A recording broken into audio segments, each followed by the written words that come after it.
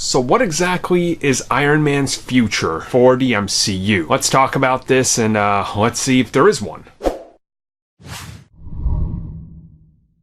So if you saw Avengers Endgame, you obviously know that there is a major death. And of course that is Tony Stark. Iron Man himself has passed away. He leaves behind a legacy. He leaves behind Pepper Potts. And of course, most importantly, he leaves behind a daughter. Now, the daughter was born in between the 5-year gap between Infinity War and, of course, Endgame. And this is kind of important because it's setting up the future, right? Tony isn't necessarily around anymore, but the Iron Man name can be carried on. It can be carried on by his daughter. Pepper has her own armor, so maybe rescue or do whatever. They could bring in another character. But I think this was kind of important that the legacy of Iron Man will continue on, right? It's not over. Yes, Tony Stark has passed away.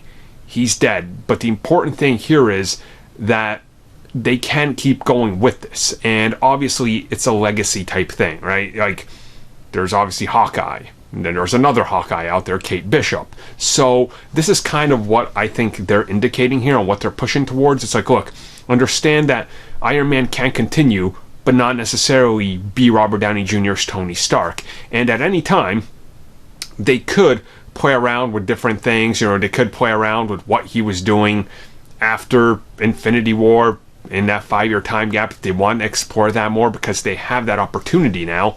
But overall, I think it's a pretty satisfactory ending, and I think it's safe to say that for the time being, we're never seeing Tony again. And honestly, that's kind of awesome because he has a pretty damn good ending in this.